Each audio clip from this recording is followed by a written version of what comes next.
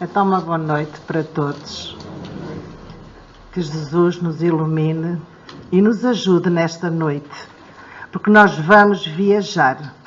Vamos viajar porque, como o tema é o centurião e Jesus, nós vamos viajar até à Palestina, até àquela zona da Galileia.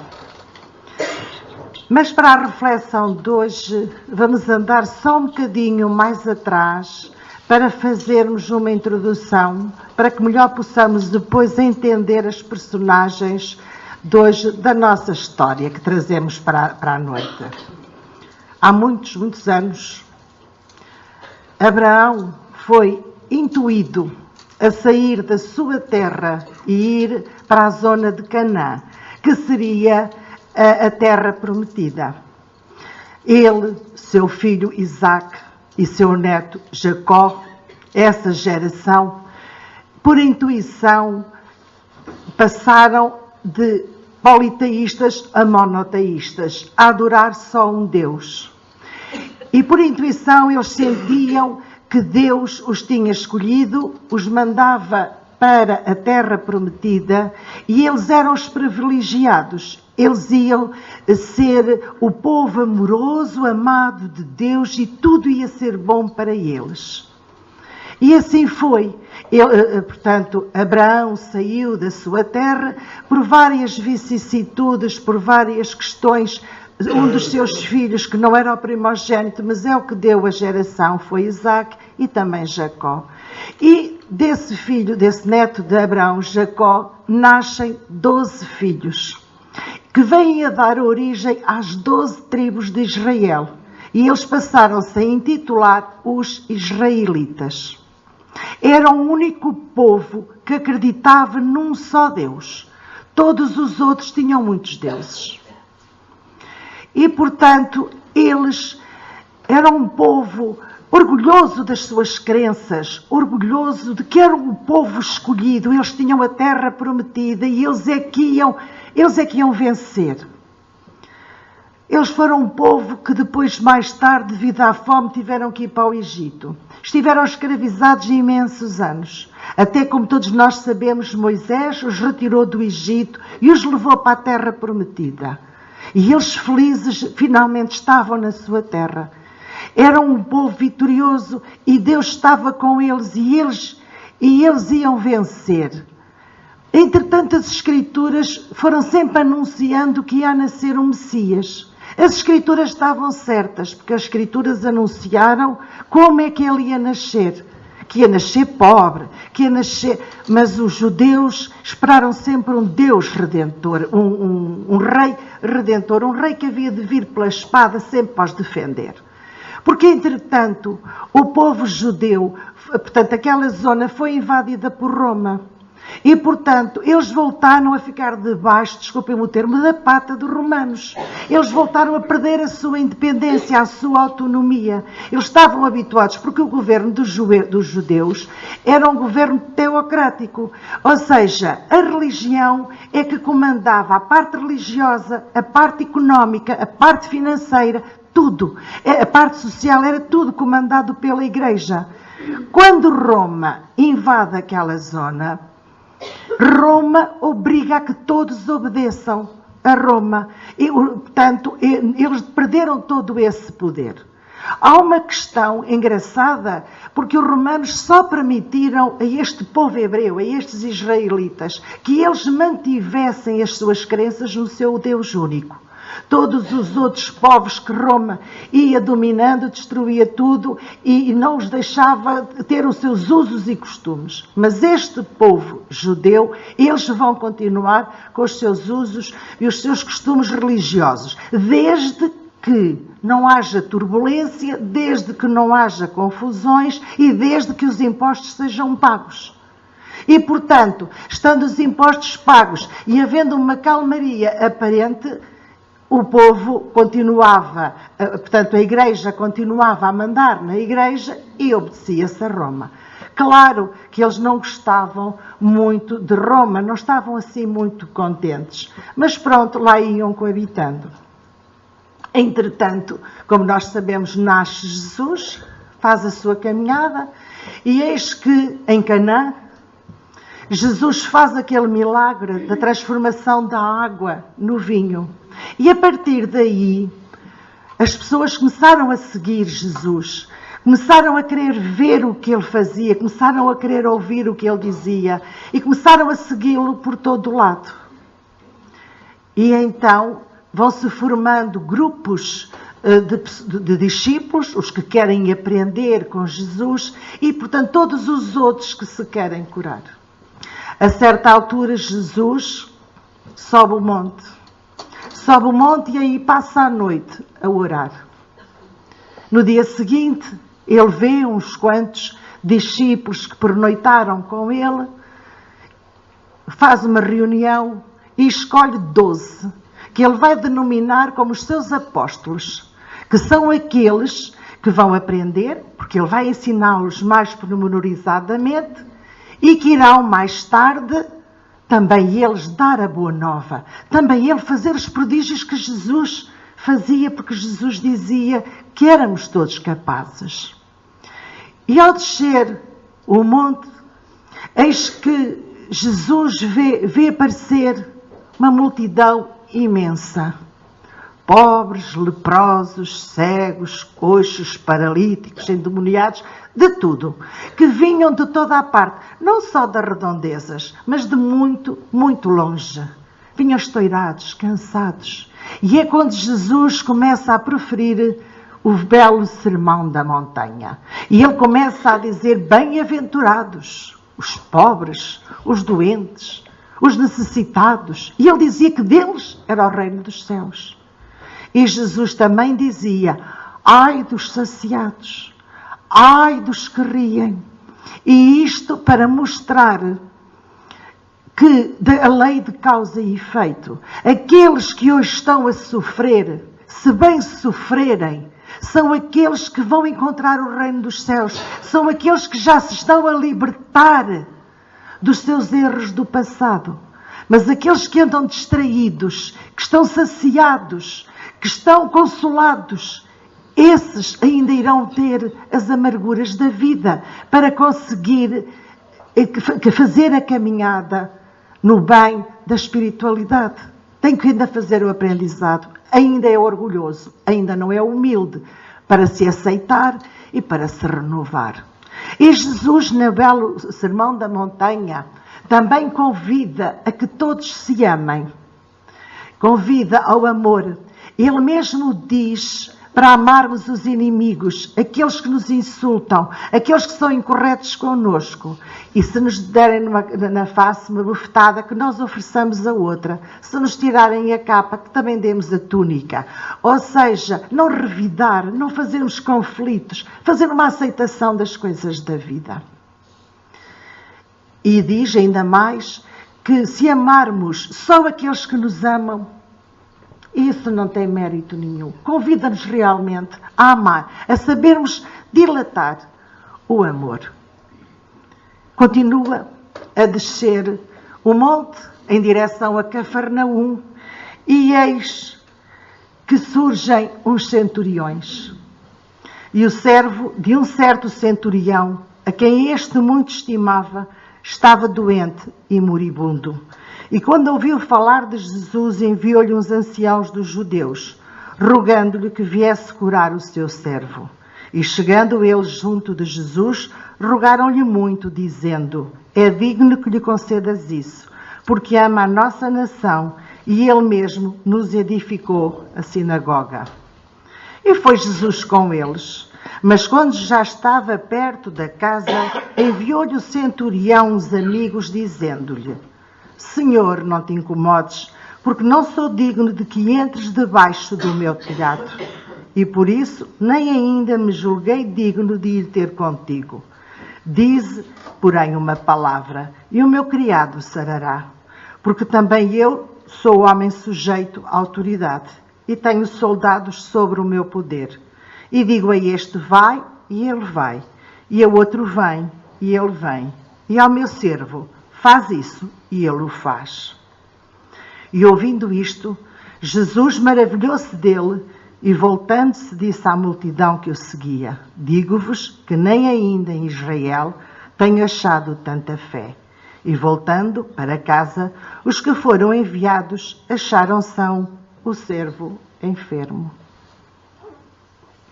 Ora, depois do que nós estivemos aqui a falar,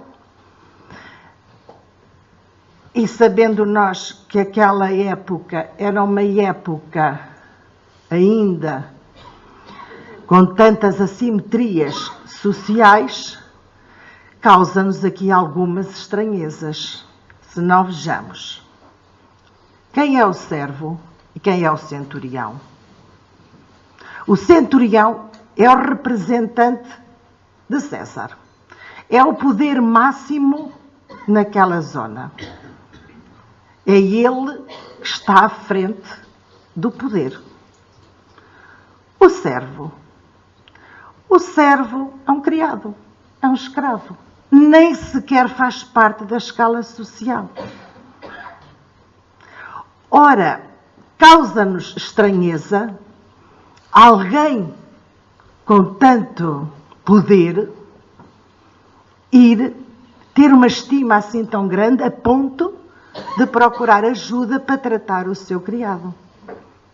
E mais estranheza faz ele ir pedir ajuda aos anciãos dos judeus. Porque o centurião, sendo ele o poder, ir sujeitar-se a pedir ajuda ao outro, a ele desprestigiava-o. Ele precisa de amar muito este servo, ou pelo menos estar muito grato a este servo pelo trabalho que ele desempenha, para ele poder ir pedir em prol da sua ajuda. Por outro lado, os anciãos não aceitaram Jesus. Para eles, Jesus era um intruso que estava ali, era um falso profeta. Para eles ainda hoje, os judeus, não acreditam nem aceitam Jesus. E eles terem que ir pedir ajuda a Jesus era engolir um sapo. Era ter que ir reconhecer que Jesus fazia prodígios que eles não eram capazes de fazer.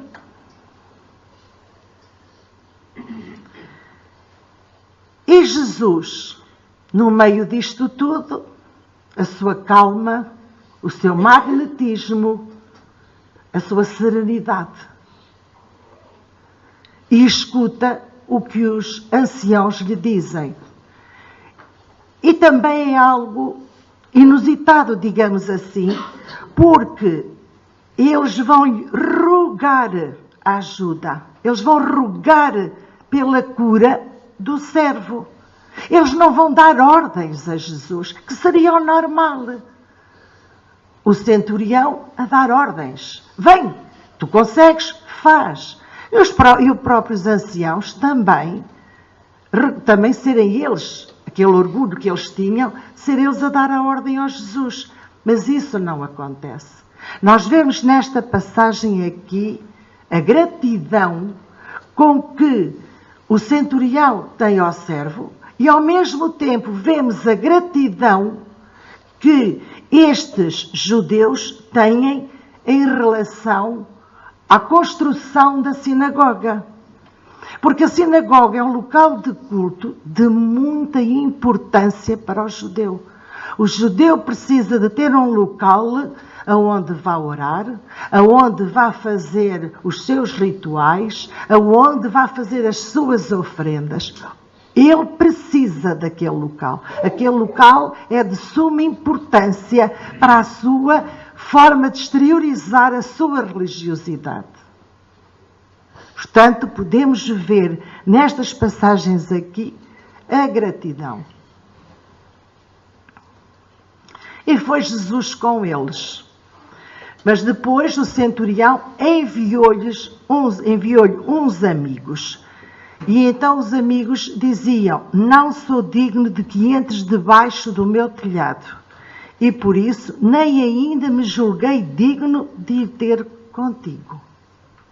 mas diz uma palavra e o meu criado sarará. Vamos ver aqui a fé deste centurião. Basta uma palavra tua para que o meu servo se cure.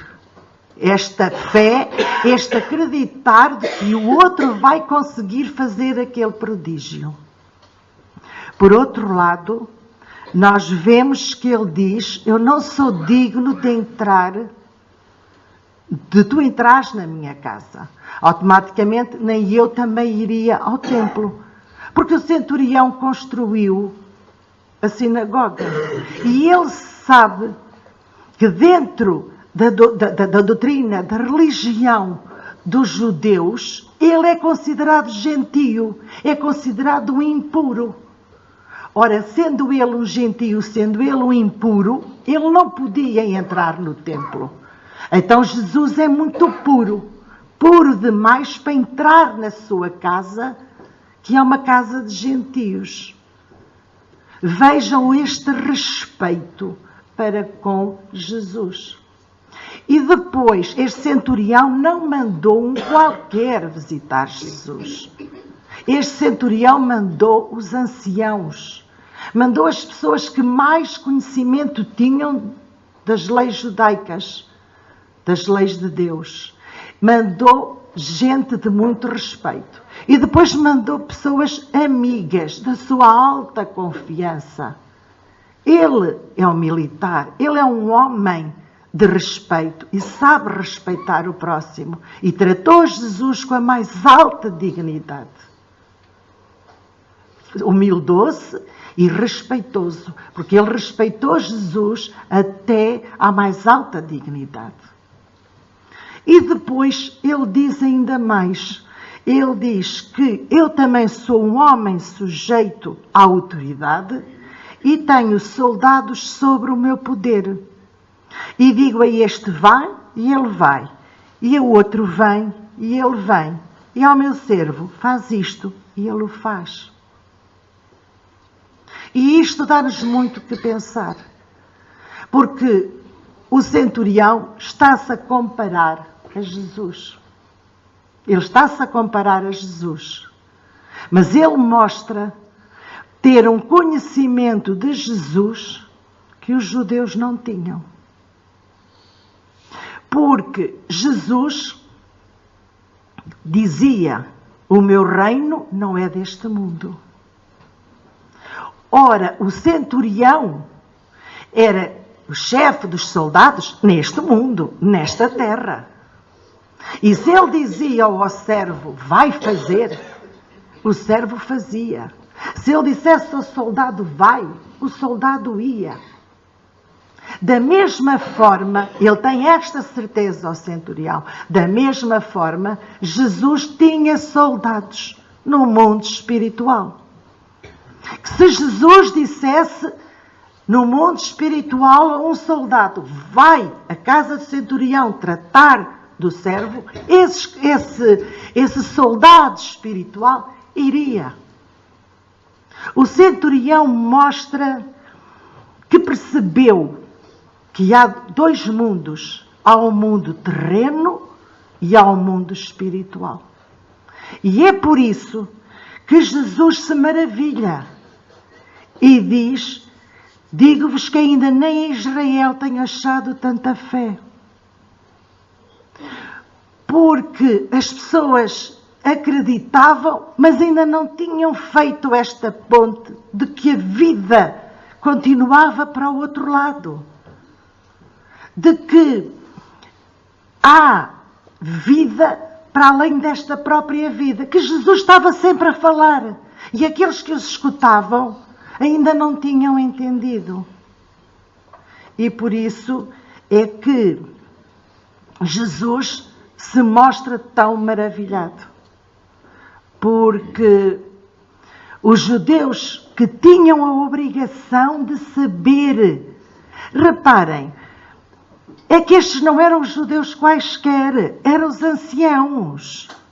E os anciãos eram aqueles que estavam a estudar mais tempo.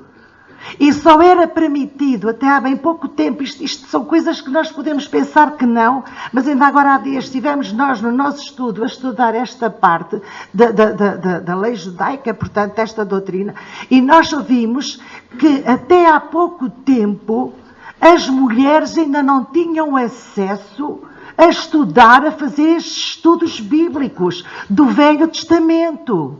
E os jovens também não. Os homens só a partir dos 40 anos é que tinham acesso aos livros dito místicos. Portanto, àqueles em que falavam destas verdades. E nós sabemos que, e estudamos, e toda a gente ouve falar, que Moisés proibiu a invocação, proibiu a consulta aos espíritos. Portanto, todos eles tinham conhecimento e não faziam a ponte que este centurião fez.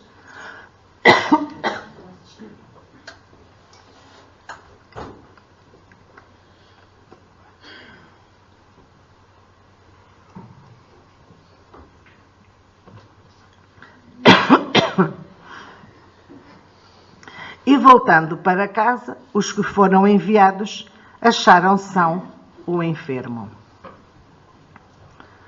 Jesus fazia prodígios. Será que os prodígios que Jesus fazia era devido à sua beleza, à sua magnitude, ao seu corpo? Como é que Jesus fazia os prodígios? Será que nós seremos capazes de algum dia fazer estes prodígios? Será que está muito longe ainda a possibilidade de fazermos prodígios? Vamos então entrar agora um bocadinho na Gênese para vermos de onde vem a superioridade de Jesus. A superioridade de Jesus sobre os homens não era relativa às qualidades particulares do seu corpo, mas às qualidades particulares do seu espírito, que dominava a matéria de maneira absoluta, e ao seu perispírito, alimentado pela parte a mais quintessenciada dos fluidos terrestres. Ou seja, as qualidades não eram do corpo, mas do espírito. E nós sabemos que Jesus é o governador da terra. Nós sabemos que o Espírito de Jesus é o mais puro que alguma vez passou pela terra. Ele é um espírito dúlcido, amor, que se fez homem, mas que vivia muito no plano espiritual, porque estava sempre ligado ao Pai. Por isso ele foi para o monte orar, antes de tomar a decisão de escolher os que o haviam de seguir. Ele parava, ele refletia, ele orava, para estar sempre ligado ao Pai. E o seu perispírito alimentado pela a mais quintessenciada dos fluidos terrestres, ou seja, dos fluidos ele tinha aquela parte mais etérea, mais sublime, mais pura. Todos nós vamos buscar dos fluidos universal, todos nós, o nosso corpo carnal e o nosso perispírito, todo ele vem do fluido universal, todo ele. Agora, o de Jesus era da essência mais pura. Nós ainda somos grosseiros, mas Jesus era o mais puro. E a cura, a fluido universal, é o elemento primitivo do corpo carnal e do perispírito. E a cura opera-se mediante a substituição de uma molécula malsã por uma molécula sadia. O poder curativo estará, pois, na razão direta da pureza da substância inoculada. Ora, se Jesus só tinha substâncias puras, quando ele era atingido, digamos assim, por o toque, pelo olhar, pela palavra, quando ele atingia cada um, dele só saíam virtudes. É a palavra de Jesus perante a hemorroísa: de mim saiu uma virtude. Porque só saíam, portanto, substâncias, moléculas boas para substituir aquelas moléculas malsãs. Agora, porque depende da energia da vontade e depende ainda das intenções. Qual seria a vontade de Jesus? Era a potência máxima da bondade, era a vontade de cura. Quais seriam as intenções de Jesus? As melhores. Pois ele veio à Terra para ser o caminho, a verdade e a vida. Ele veio para nos levar até ao Pai. A sua vontade e as suas intenções eram as mais sublimes. O que eles aqui também nos dizem, e isto está na Gênese dos livros básicos do Espiritismo, que todos nós também conseguimos, porque todos nós somos feitos desse fluido universal, dependendo da nossa vontade, dependendo das nossas intenções, nós também podemos vibrar pelos outros no bem. Também podemos atingir o poder ajudar na cura de alguém, no refazimento de alguém. Tudo depende da nossa vontade, tudo depende das nossas intenções. São extremamente variados os efeitos da ação fluídica sobre os doentes. Às vezes é lenta, às vezes é rápida como uma corrente elétrica. E este rápido aqui também me lembrei da mulher hemorroísa, porque ela imediatamente se curou. Ela imediatamente se curou. Porque ela tinha a fé, ela imediatamente se curou. Mas às vezes é lenta. Só que o princípio é sempre o mesmo. O fluido a desempenhar o papel de agente terapêutico e cujo efeito se acha subordinado à qualidade e às circunstâncias especiais. Qual é o fluido que eu tenho para dar? Eu tenho um fluido de má vontade, de maus pensamentos, de más intenções, de descrença, de descontentamento, de desmotivação? Ou eu tenho fluidos animados, positivos, confiantes? Tudo vai depender da qualidade do meu fluido. Não é daquilo que eu sou fisicamente. É aquilo que o meu perispírito tem. Porque o fluido está no meu perispírito. E é esse que é doado. Que fluidos é que eu estou a sujá-los ou a limpá-los com o meu pensamento? E depois também aqui as circunstâncias especiais. E isto lembrei-me na semana passada, quando o Marcelo referiu daquela mãe que orava a pedir pelo filho, mas depois quando o filho voltou, portanto, ficou bom e as atitudes não eram tão boas, ele voltou a adoecer, a mãe já não pedia a cura do filho. Já pediria para que o filho tivesse um bocadinho de juízo, de aceitação e que conseguisse fazer a sua reforma íntima. E é isto, nós às vezes não vemos efeitos, não vemos e achamos, há um mal que está a acontecer, e não é, às vezes é um bem. Às vezes as coisas não acontecem como nós queremos, como nós desejamos, porque todas elas têm um percurso, todas elas têm um motivo. Todos eles têm um objetivo que só Deus sabe qual é. A nós resta-nos vibrar e depois esperar, aceitando sempre a vontade de Deus. Que era o que Jesus fazia. Só que Jesus era tão puro, que ele estava sempre ligado ao Pai. E sabia o que era melhor para cada um. Aliás, quando Jesus curou os 10 leprosos, que alguém vai falar, não vou alongar muito, só um é que voltou para agradecer. E Jesus já sabia que os outros iam voltar a adoecer.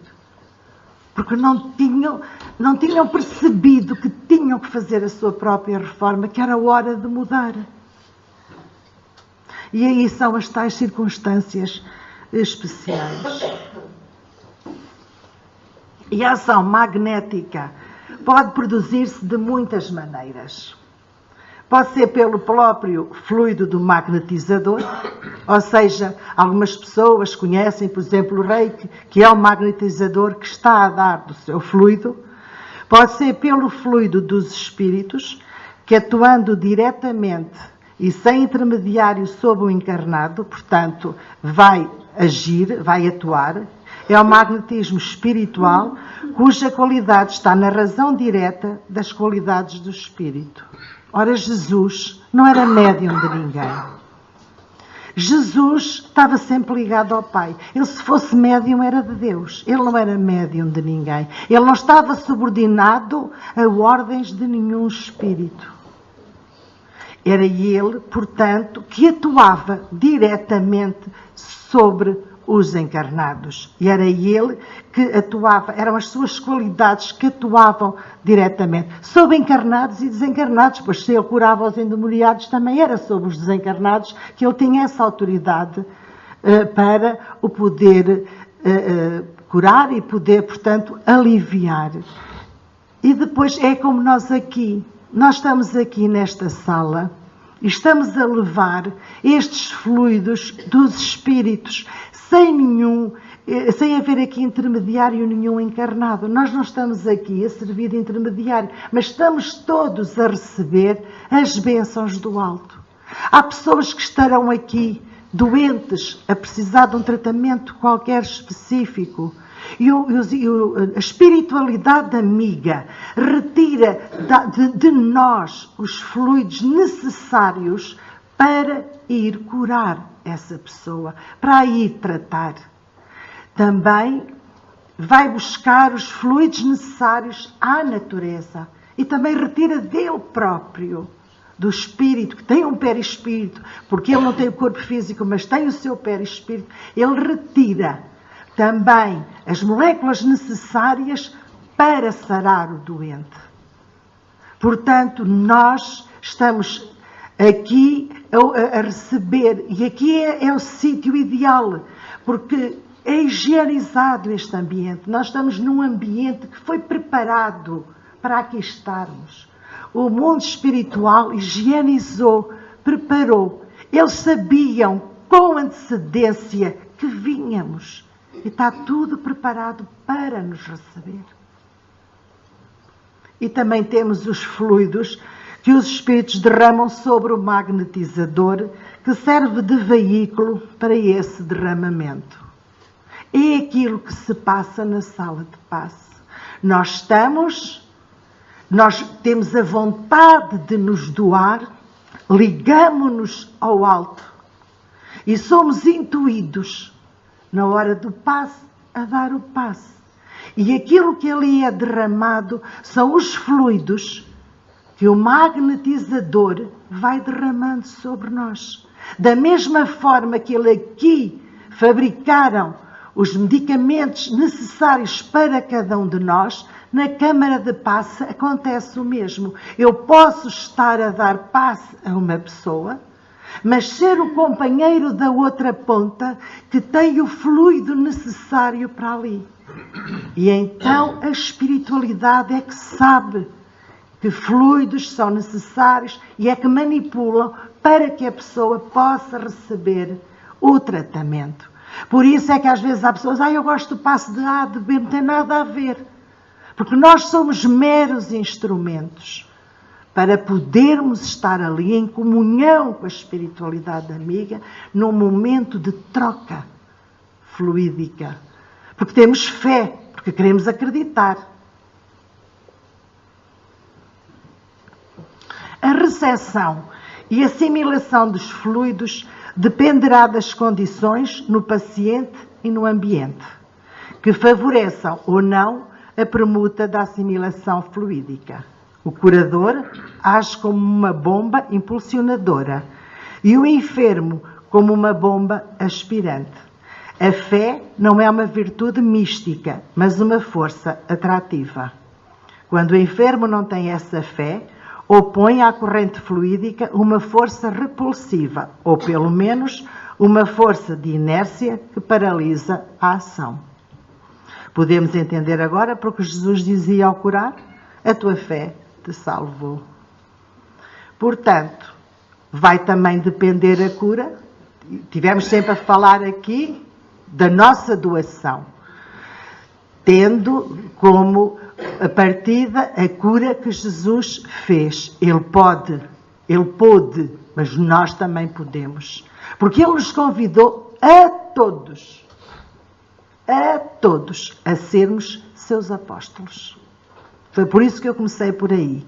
Porque Ele nos convidou a todos a ser seus apóstolos. E por isso é que Ele também, nas bem-aventuranças, nos dizia: amai, amai.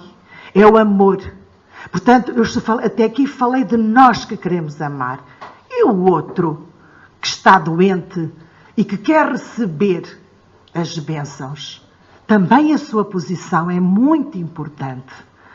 Porque ele pode não querer receber. Ele pode, portanto, obstruir a dádiva da energia que lhe estamos a dar. Ele até a pode repelir. Tudo vai depender da sua vontade, da sua crença. Tudo vai depender dele também. Por isso é que muitas das vezes nós não somos curados quase que instantaneamente porque pomos entraves. Eu não vou ficar bem. Não, isto não é para mim. Não, eu estou mesmo muito mal. Pomos a descrença, fazemos uma camada, uma faixa vibratória tão negativa que repelimos as bênçãos do alto, que vamos recebendo. Claro que o sítio mais propício é aqui. Mas também recebemos em casa, também recebemos nos hospitais. Nós estamos sempre a receber. Só que a nossa posição mental é que nem sempre é a melhor, nem sempre é receptiva. E era por isso que Jesus dizia: a tua fé te salvou. Porque aquele que acreditava sentia-se curado, curava. Aquele que não acreditava andava ali um bocadinho na corda, sempre na esperança, sempre a apontar: eu ficaria bom se... Olha, se estamos sempre a pôr para os outros a responsabilidade, quando a responsabilidade é nossa na mudança de atitude. E então,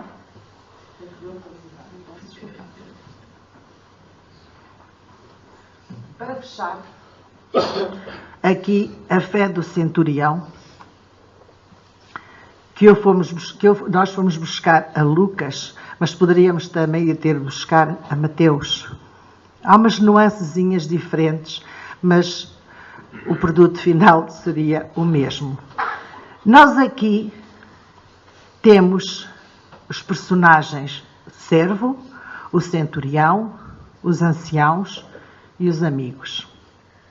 O servo serviu para que o centurião aplicasse o seu livre-arbítrio.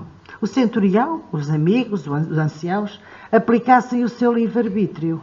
Eles podiam, portanto, este centurião podia não ter querido sair da sua zona de conforto. Reparem, vocês já viram que seria a chacota de agora dizer: o centurião, olha a pedir pelo servo. Ele não deve estar bom da cabeça, então o servo não presta para nada, ele que arranja o outro e... Podia ser. E o outro que fosse dizer para Roma: tu sabes a melhor. Olha, vejam bem, o centurião a falar com os judeus e a ir ter lá com aquele nazareno. Ele não está bom da cabeça. Ele podia, e pôs-se ao ridículo. Portanto, por aquilo que o povo, por os preconceitos e os conceitos da época. Mas ele optou por praticar o bem. Ele optou por uma boa ação. Ele optou por pedir, interceder e pedir ajuda pelo seu servo, porque o seu servo merecia a sua estima. Provavelmente o seu servo era seu amigo, era um bom trabalhador, era alguém que até ajudava a equilibrar todos os outros para que tudo corresse bem. E, portanto, ele era grato. Ele era grato e optou por fazer o bem. Nós vamos ver os anciãos. Também eles foram gratos. Mas a gratidão dos judeus é uma gratidão um bocadinho diferente. Porque é uma gratidão que diz: opa, tu vai lá curar o servo, vai lá, por favor, pedimos-te muito que vais curar o cego. Ele fez-nos a sinagoga e pode-nos tirar. Há aqui este negócio. Não sei se estão a ver. Por isso é que Jesus também diz, eles não tinham a fé, eles não vinham com aquela fé, com que até vêm os amigos. Porque os amigos aqui representam todos nós. Somos o futuro. Estes amigos são o futuro. Eles não acreditavam no Deus único, mas eles foram interceder pelo servo, porque eles foram solidários com o centurião. Tu acreditas? Então vamos lá. Dizem tão bem dele, vamos. Eles são aqueles que não tinham conhecimento que os judeus tinham. Porque os judeus ainda hoje se mantêm iguais dentro do orgulho que sentem do seu conhecimento. E não quiseram olhar para o lado para perceber a mensagem de Jesus. Em situação alguma, o judeu abriu mão dos seus princípios para ouvir Jesus. Mas estes amigos foram. Estes amigos representam todos aqueles que um dia viriam a ser monoteístas, que viríamos a acreditar num só Deus. Naquela altura, há 2000 anos, os que acreditavam num só Deus é uma faixa mínima retangular. E nós hoje somos mais de metade da população do planeta Terra. Porque do povo hebreu, portanto de Abraão, Isaque e Jacó, são os descendentes, os judeus, os cristãos e os muçulmanos. Somos muitos os que acreditamos num só Deus. Nós somos esses amigos que íamos absorver esta doutrina, esta filosofia. Esta filosofia que nos convida a amar. Esta filosofia que nos convida a doarmos-nos. Esta filosofia que nos responsabiliza e que nos diz: aquilo que fizeres acharás. Ai daqueles que hoje estão bem. Ai daqueles que hoje riem. Porque ainda não estão atentos ao que lhes convém. E como Jesus dizia, é amar aos inimigos, é amar aos que nos fazem mal, porque amar os nossos não é mérito. Então há que amar mesmo aqueles que nós não conhecemos, há que nos doarmos, há que vibrarmos, porque é isso que nós podemos fazer como apóstolos do Cristo, é vibrar pelo nosso lar, mas pelo lar do vizinho, pelo lar daquele que até está em conflito, que até entra em conflito connosco, nós às vezes nem sabemos bem porquê, porque eles não estão bem, então há que orar por eles. Há que ser amigos, mesmo sem conhecer, mesmo sem ainda não sentir grande afinidade, há que ser amigo, pelo menos vibrando, para que o nosso coração não se encha de tristeza, não se encha do negativismo. Há que nos doarmos a toda a hora. É esta a representação destes amigos. E aqui vemos realmente que a humildade é a característica da fé sincera. E este centurião mostrou isso mesmo. Mostrou uma humildade muito grande, porque foi interceder por alguém que supostamente não teria valor nenhum, mas que ele considerava como um dele. Ele foi aquele que mostrou, logo a seguir às bem-aventuranças, o que era amar o próximo sem ser um deles. E nós podemos ver, para finalizar, que temos o talento da oportunidade que não podemos perder. Brilha entre ricos e pobres, cultos e incultos. Aparece em toda a parte. Destaca-se em todos os climas e sugere engrandecimento em todos os lugares. É o desejo de doar um pensamento mais nobre ao círculo da maledicência, de fortalecer com o sorriso o ânimo abatido do companheiro desesperado, de alinhavar uma frase amiga que enterneça os maus a se sentirem menos duros e auxilie os bons a se revelarem sempre melhores, de prestar um serviço insignificante ao vizinho, plantando o pomar da gratidão e da amizade, de cultivar com algum trato anónimo de solo, onde o arvoredo de amanhã fale sem palavras das nossas elevadas intenções. Possamos nós sair daqui esta noite, discípulos de Jesus, com vontade de ser seus apóstolos. Que façamos nós o apostolado do amor no nosso dia a dia, sempre agarrando todas as oportunidades. E às vezes basta até um simples sorriso na caixa de um supermercado para suavizar o dia de quem trabalha e amenizar quem vai estressado que nunca mais chega à sua vez. As oportunidades são mais que muitas. Possamos nós daqui sair hoje felizes por sentirmos que Ele esteve connosco toda a noite. Muito obrigada.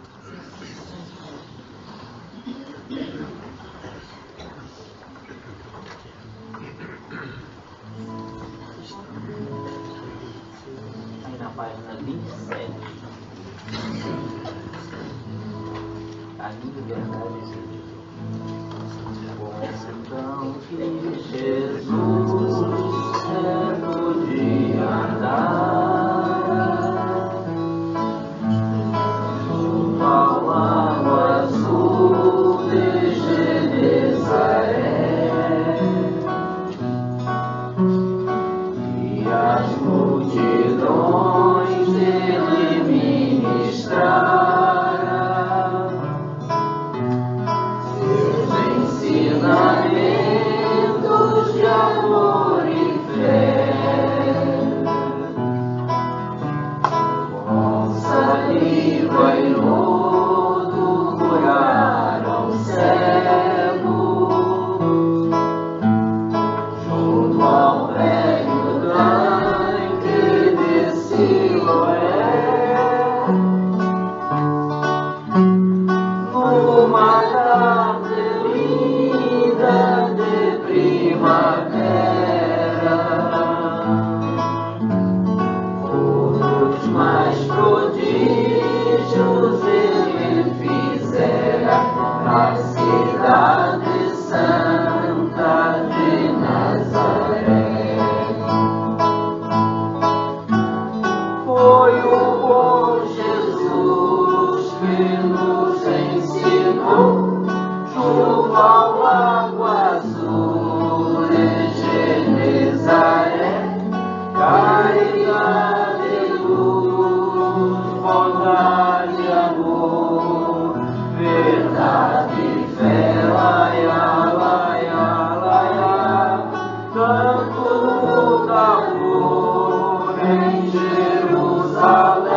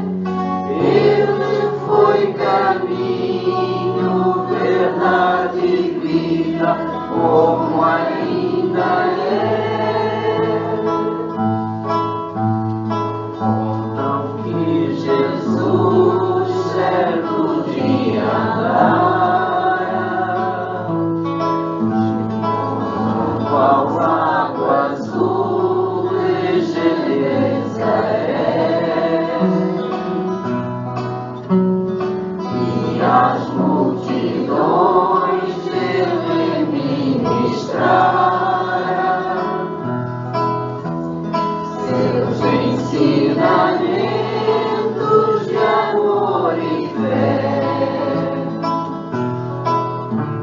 com saliva e lodo curaram cego, junto ao velho tanque de Siloé.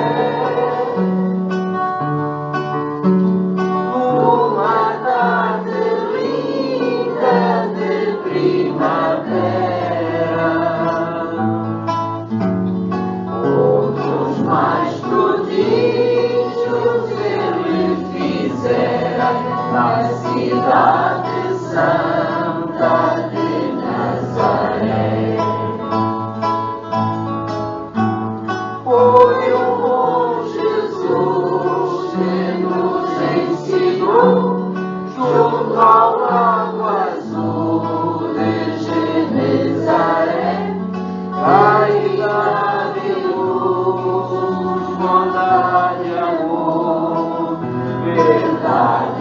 Fé, laia, laia, laia, cantos amor em Jerusalém, como na Bretanha, em Genezaré, ele foi caminho, verdade e vida, como ainda é.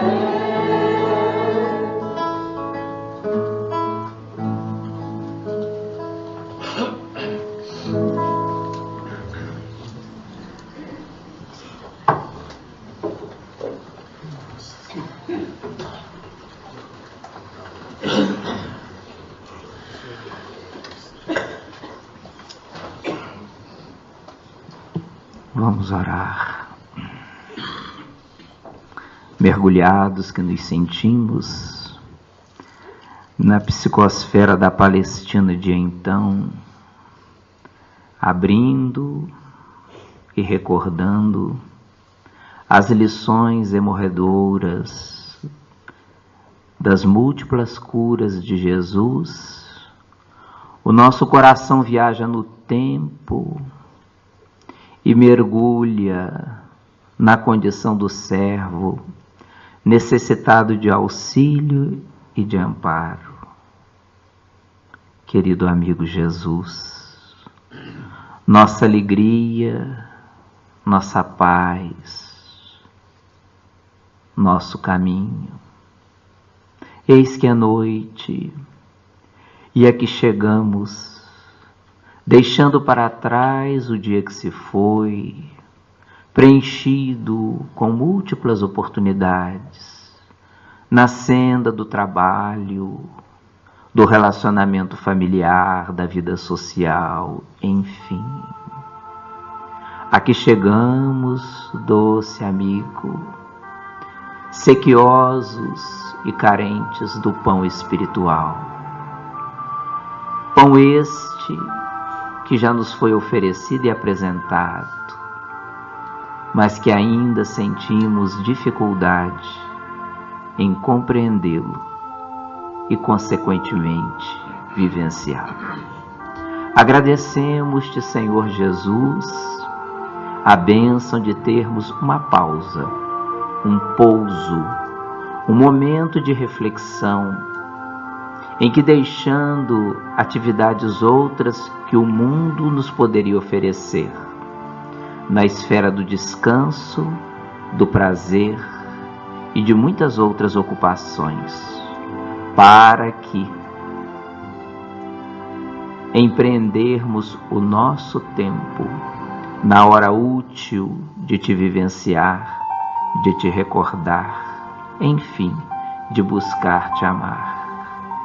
Ah, querido amigo Jesus, no dia que se foi, nós te agradecemos por todas as coisas boas que nos aconteceram, pelas más que foram evitadas e pelas negativas que, embora ocorrendo, não nos arrastou com desânimo e desfalecimento diante da necessidade de prosseguir.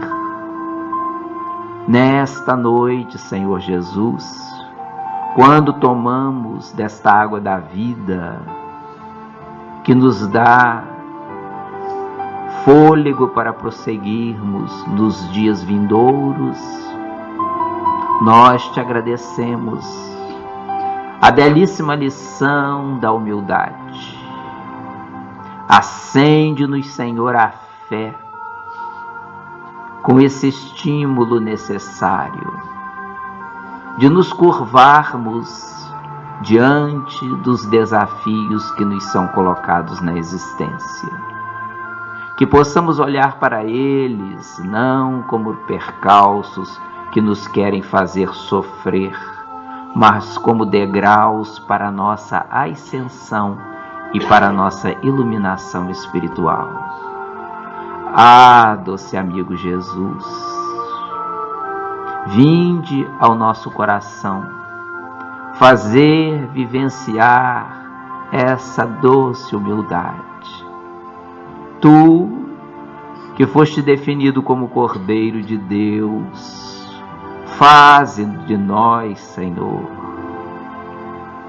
almas capazes de nos curvar diante das lições que precisamos aprender, para que um dia, vislumbrando o solo que pisamos, a terra que nos recebe, possamos fazer em nós brilhar as dulces das asas que nos erguerão para o céu, ascendendo em busca da luz. Nessa noite, querido amigo Jesus, nós aproveitamos para fortalecer as imensas súplicas e pedidos que nos são endereçados. Aqueles que aqui batem a nossa porta, pedindo, Senhor, alegria de viver, paz em seus redutos familiares, um ofício, um trabalho, onde possam angariar o honesto pão de cada dia. Os pais, as mães, que pedem pelos seus filhos, homens e mulheres, ainda crianças aos seus olhos, e por quem suplicam que encontrem o caminho do equilíbrio e da paz em si próprios. Oramos pelos saudáveis, para que assim se conservem, e pedimos naturalmente para os enfermos, os doentes do corpo, das emoções, do psiquismo, enfim, da alma. Concede a cada um, doce amigo Jesus, a cura necessária para o seu restabelecimento diante da própria existência. Oramos, Senhor, por aqueles que nos pedem prece em suas intenções, nos seus lares, nas clínicas, nos hospitais, por aqueles que terão, Senhor, de passar por experiências dolorosas nos próximos tempos e rogam a intercessão do alto. Oramos, Senhor Jesus, por aqueles que sofrem na terra e no mundo espiritual, pelos nossos benfeitores, familiares queridos que nos guardam no além, e por aqueles que gravitam em nossa companhia espiritual, tão necessitados de luz como nós. Guarda-nos sob a tua paz. Permita-nos que, ao retornar até os nossos lares, levemos para o espaço onde respiramos, na nossa psicosfera, deixando impregnado de alegria, de fé e de esperança os caminhos por onde palmilhamos. Guarda-nos sob as tuas bênçãos, Senhor Jesus, nesta noite sempre. Que assim seja. Fica conosco, ó Senhor.